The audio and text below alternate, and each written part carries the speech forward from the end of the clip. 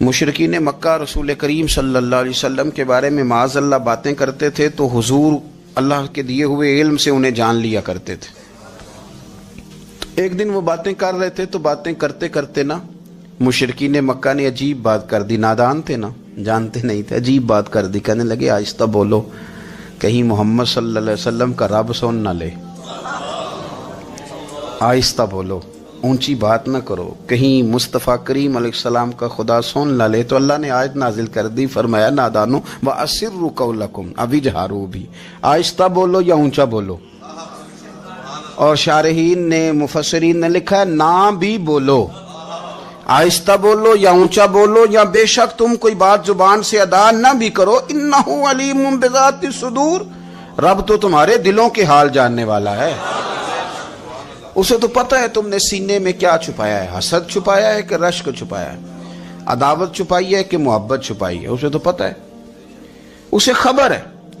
اس لیے کہ وہ نظر ہی تمہارے دل پہ رکھتا ہے،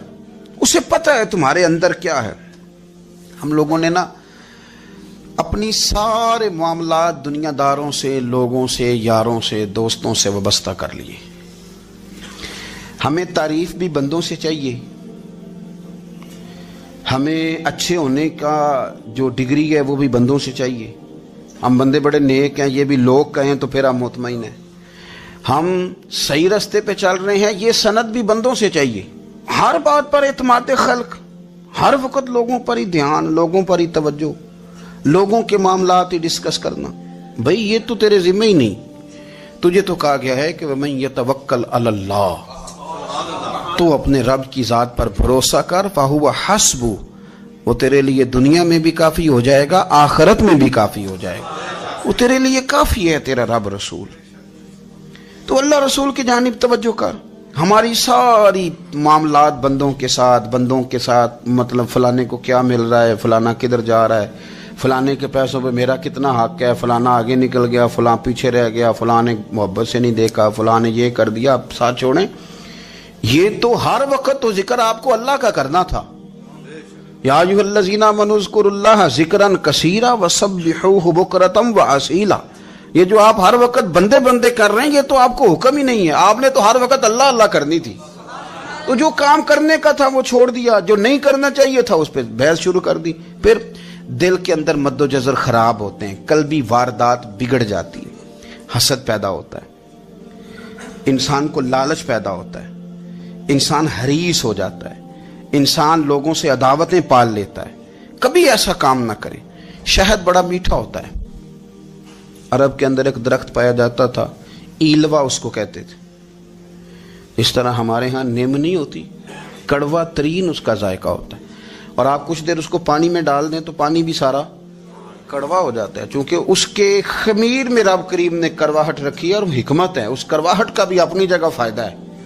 لیکن حضور سید عالم صلی اللہ علیہ وسلم نے ایک مثال بیان فرمائی، اور وہ بڑی سمجھنے کی ہے۔ حضور مثالیں دیتے تھے تو کمال ہو جاتی تھی،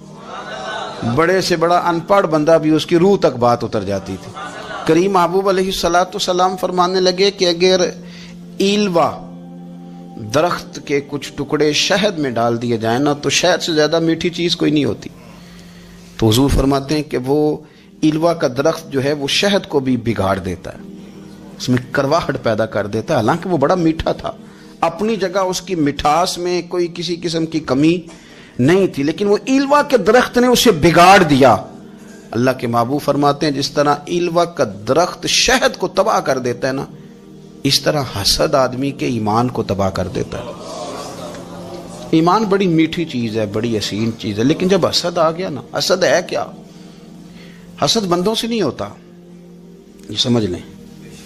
حسد کا مطلب، حسد کی لغوی تعریف یہ ہے کہ یہ سمجھ لینا کہ یا اللہ اسے نہیں دینا چاہیے تھا، مجھے دینا چاہیے تھا، یہ تعریف ہے۔